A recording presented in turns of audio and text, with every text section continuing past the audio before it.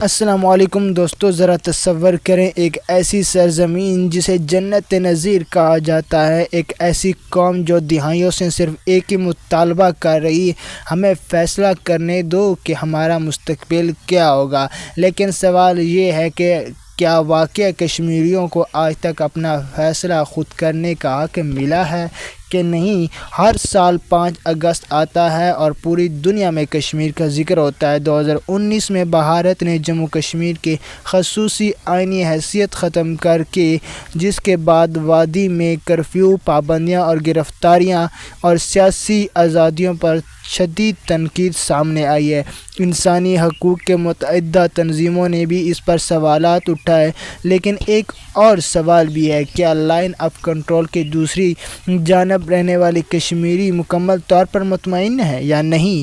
حالیہ آزاد جموں و کشمیر کے انتخابات کے دوران بھی تشدد، احتجاج، ہلاکتوں اور انتخابی عمل پر اعتراضات سامنے آئے۔ مختلف سیاسی جماعتوں اور امیدواروں نے شفاف انتخابات اور عوامی حق رائے دہی کے حوالے سے سوالات اٹھائے اور کہے کہ یہ شفاف نہیں اور کشمیریوں کے حق پر ڈاکہ ہے۔ یہی وجہ ہے کہ آج بہت سارے کشمیری کہتے ہیں ہماری آواز صرف تقریروں میں نہیں، عملی طور پر بھی سنی جائے۔ اگر دنیا واقعی انصاف چاہتی ہے تو دنیا انصاف صرف ایک طرف نہیں ہونا چاہیے۔ اگر بھارت کے زیر انتظام کشمیر میں بنیادی حقوق کی بات ہوگی تو آزاد جموں کشمیر میں بھی شفاف انتخابات، قانون کی حکمرانی اور عوام کے سیاسی حقوق پر بات ہونی چاہیے۔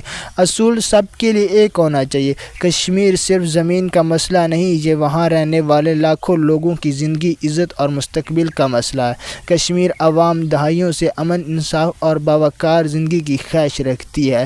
جی ہاں ناظرین، جو پہلے نعرہ لگاتا تھا کشمیر پاکستان کی شہرہ گئے، کشمیر بنے گا پاکستان، آج وہ نعرہ لگا رہے ہیں کشمیر بنے گا خود مختار۔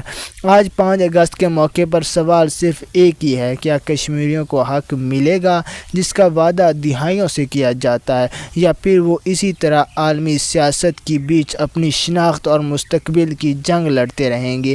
اگر آپ سمجھتے ہیں کہ ہر انسان کو انصاف، امن اور اپنی رائے کا حق ملنا چاہیے تو ویڈیو کو زیادہ سے زیادہ شیئر کریں تاکہ کشمیر عوام کی آواز مزید لوگوں تک پہنچے۔ اگر ویڈیو آپ کو پسند آئی ہے تو لائک کر دیجیے گا، کمنٹ میں اپنی رائے کا اظہار اور سبسکرائب کرنا بھی مت بھولیے گا تاکہ تازہ ترین اپڈیٹ آپ تک پہنچتی رہے۔ شکریہ۔